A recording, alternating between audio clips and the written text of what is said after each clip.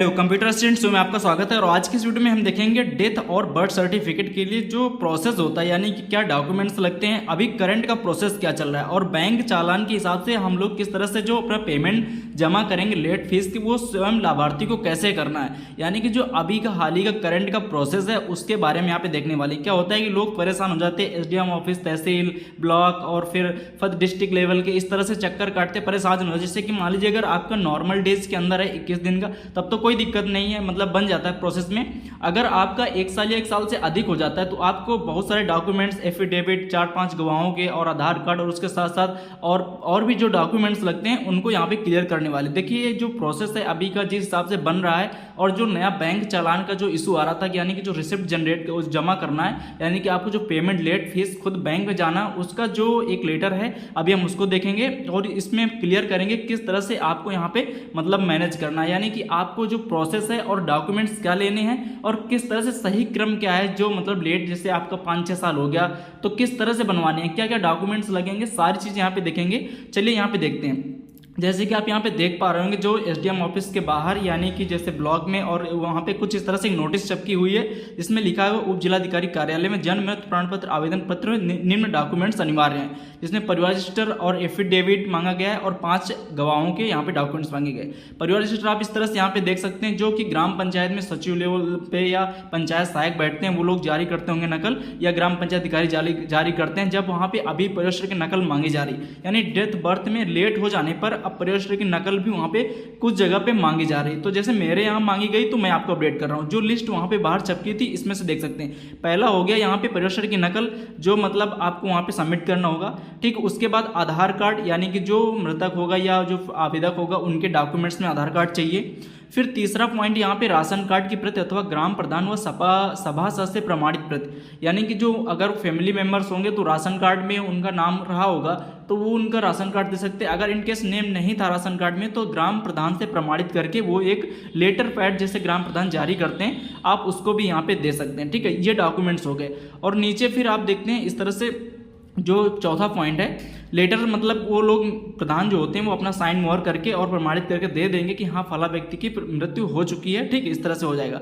और फिर नीचे आइए देखिए 5 गवाहों के साथ शपथ पत्र। जो शपथ पत्र यही आपका जो एफिडेविट या हलफनामा जो तहसील से बनते, यानी कि अभी क्या हो रहा है कि करंट में 5 गवाहों के यहाँ पे एफिडेविट लग रहे हैं के साथ परिवार रजिस्टर की नकल, राशन कार्ड की प्रति एवं 5 गवाहों के साथ शपथ पत्र में फोटो, यानी जिनके एफिडेविट बन रहे हैं उनकी फोटो भी यहाँ पे लगेगी। ठीक है, अन्यथा उक्त आवेदन पत्र कार्यालय में प्राप्त नहीं किया जाएगा आज्ञा से उप जिलाधिकारी।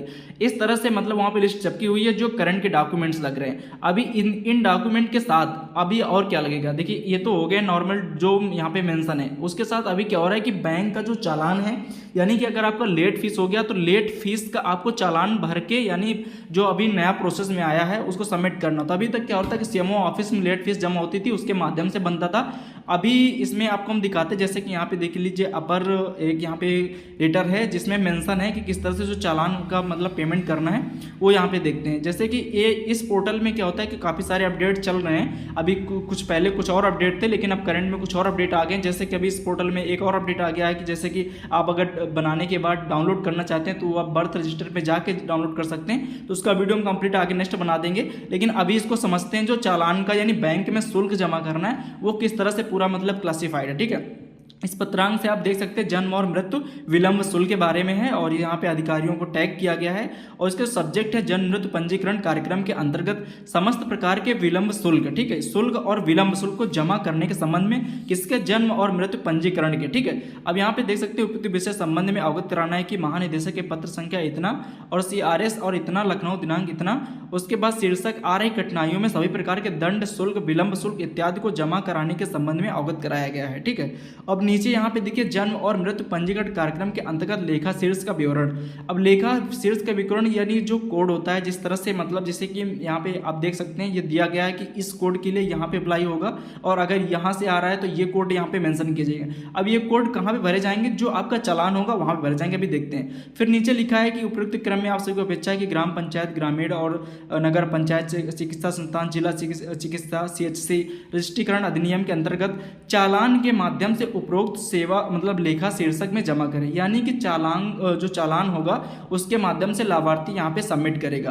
तो कैसे, ये जो लेखा कोड होते हैं इसको आपको नोट करना होगा। ये कहाँ से मिलेंगे, आपके ब्लॉक से मिलेंगे लेखा कोड, या आपके सचिव से संपर्क करेंगे तो वो मिल जाएंगे। अब चालान फॉर्म कहाँ से मिलेगा, ये जो चालान फॉर्म है जो अभी ये देखिए तहसील में आपको मिल जाएगा, जहाँ पे लेट फीस जमा करने के होते जैसे कि स्टाम्प बनते, जो वहाँ पे ये आपको चालान फॉर्म अवेलेबल हो जाएगा कम अमाउंट 10 से 20 रुपए में आसानी से मिल जाता है।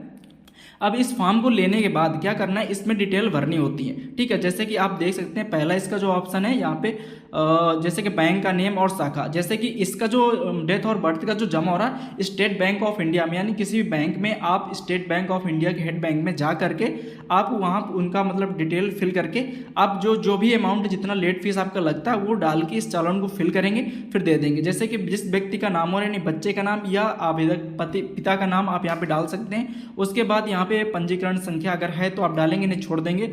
जमा की गई धनराशि, अब देखिए जमा की गई धनराशि का जो लेट विलंब शुल्क के हिसाब से, अगर 21 दिन के अंदर है 30 दिन के भीतर तो मतलब कोई दिक्कत नहीं, अगर 30 दिन तक है तो 2 रुपया, और उसके बाद अगर 1 साल के अंदर है तो यहाँ पे आप देख सकते हैं 5 रुपया, यानी कि 30 दिन से और 1 साल के अंदर। अगर 1 साल के ऊपर की कोई भी घटना है, यानी 1 साल से कितने भी दिन की हो, तो एसडीएम के लिखित आदेश पर 10 रुपये का विलंब शुल्क रजिस्ट्रीकृत किया जाएगा। तो यहाँ पे जो 10 रुपये आपको शुल्क भरना है अगर 1 साल से ऊपर का है। उसके बाद भरने के बाद यहाँ पे लेखा वही जो कोड होते हैं जो वहाँ पे ऊपर हमने दिखाए थे अभी, जो आपको सचिव से या ब्लॉक से मिल जाएंगे, वो कोड यहाँ पे भरना होता है। इस तरह से यहाँ पे भर देना होगा कोड भरने के बाद जो अमाउंट है 10 रुपये वो आपको डालना होगा, ठीक है। तो फिर क्या होता है, एफिडेविट में जब मतलब आप एफिडेविट बनवाते हैं तो वहाँ पे एसडीएम की मोहर लगती है। सबसे पहले आपको ये रिसिप्ट यहाँ पे कंप्लीट भर लेना है, मतलब जो चार्ज है वो आपको इस तरह से रखना है। फिर इसको क्या करना है, इस तरह से 4 कॉपी देंगे तो बैंक आपके 3 रख लेगा और एक आपको दस्तखत मोहर करके दे देगा। तो इस तरह से यहाँ पे अंकों में और शब्दों में अमाउंट आप डालेंगे, फिर उसके बाद ये जमा करेंगे बैंक में। तो बैंक 3 प्रतियां रख लेगा, 1 प्रति आपको वापस कर देगा। अब उस प्रति को क्या करना है, उस प्रति को आप अपने जितने भी डॉक्यूमेंट है, रजिस्टर की नकल, राशन कार्ड और आधार कार्ड और 5 गवाहों के हलफनामा, एफिडेविट, ये सारे डॉक्यूमेंट बनाने के साथ और ये रिसिप्ट ये साथ लगा के आप अपने ब्लॉक में जमा करें, यानी कि जो बीडीओ अधिकारी होते हैं उनके पास जमा करना होगा। वो जब आप या अपने ग्राम पंचायत सचिव को भी दे सकते हैं। ये पूरे डॉक्यूमेंट हैं लेट फीस के सहित, पूरा आपका डॉक्यूमेंट यानी रजिस्टर की नकल के साथ। फिर आप जब जमा करेंगे तब क्या करें, वीडियो वेरीफाइड करेगा, चेक करेगा, उसमें गवाह वगैरह सब चीज़ प्रदान कर प्रमाणित करेगा। फिर वो बाई कुरियर यानी वो एसडीएम के ऑफिस भेजेगा जो तहसील में, यानी कुरियर के माध्यम से जाएगा। फिर वहाँ से एसडीएम का लिखित आदेश उस एफिडेविट पर लगेगा। उसके बाद उनके दस्तखत मोहर होंगे एसडीएम के ऑफिस से, फिर वहीं से फिर कुरियर के माध्यम से ब्लॉक भेजा जाएगा, यानी फिर वीडियो के पास भेजा जाएगा। फिर यहाँ भी प्रमाणित होगा। प्रमाणित होने के बाद फिर जो आपके ग्राम पंचायत अधिकारी होते हैं उनको ये डॉक्यूमेंट सेंड ओवर कर दिए जाएंगे। फिर वो अपने आईडी पासवर्ड्स का यूज करके जब सारे डॉक्यूमेंट इस तरह से आपके क्लियर हो जाएंगे तो वो आपका सर्टिफिकेट इशू कर देगा। तो जो ये प्रोसेस है आप समझ पा रहे होंगे कि जो मतलब डॉक्यूमेंट्स आपको इकट्ठा करना है, जैसे कि राशन कार्ड यहाँ पे बोला गया है और उसके साथ आधार कार्ड तो है ही है, प्लस 5 गवाहों के एफिडेविट और खुद का एफिडेविट और उसके साथ परिवेश की नकल बोली गई है। और फिर ये बैंक चालान इस हिसाब से आपको वहाँ पे सबमिट करना है, मतलब आपको वहाँ से चालान फॉर्म ले लेना है तहसील से। फिर उसके बाद किसी भी स्टेट बैंक ऑफ इंडिया में 10 रुपए का शुल्क मतलब भर के आपको वहां पे सबमिट करना है। इस तरह से सबमिट कर देना। सबमिट कहाँ करना है, ब्लॉक में देना है। तो ब्लॉक में जब उनके पास पहुंच जाए ग्राम पंचायत अधिकारी के पास, इस तरह से वापस आ जाएगा एसडीएम का सब कुछ दस्तखत मोहर हो करके वेरीफाई करके, तब ग्राम पंचायत अधिकारी अपने आईडी पासवर्ड से यहाँ पे लॉगिन करेगा। लॉगिन करने के बाद आपका सर्टिफिकेट इशू करेगा। क्योंकि अगर अब जैसे कि यहाँ पे जनरल पब्लिक में तो 21 दिन का होता है, उससे कोई मतलब नहीं। जो यहाँ पे रजिस्ट्रेशन फंक्शनरीज का जो ऑप्शन है उससे अपना लॉगिन करेगा यूजर आईडी पासवर्ड का यूज करके। फिर आपका मतलब तुरंत जब डॉक्यूमेंट कंप्लीट होते हैं तो फिर उसके बाद तुरंत ही एप्लीकेशन जनरेट हो जाता है। क्या हो रहा है, कुछ पोर्टल्स में अभी मतलब जैसे कि अगर 1 साल के अंदर का आप बनाते हैं और उसमें क्या हो रहा है कि कुछ पेंडिंग चले जाते हैं अप्रूवल अथॉरिटी डिस्ट्रिक्ट पर, तो वो क्या हो रहा है कि सचिव के उसमें जीमेल में मैसेज जाता है रजिस्ट्रेशन नंबर का, वो सचिव के माध्यम से ही फिर सही हो पाएगा अगर आपका कोई ऐसा केस फंसता है। फिर उसके बाद फाइनली आपका यहाँ पे इस तरह सर्टिफिकेट डाउन मतलब बन जाता है और फिर उसको डाउनलोड। ये तो मैंने यहाँ पे कंप्लीट प्रोसेस बताया कि प्रोसेस क्या होगा। नेक्स्ट वीडियो में बताएंगे कि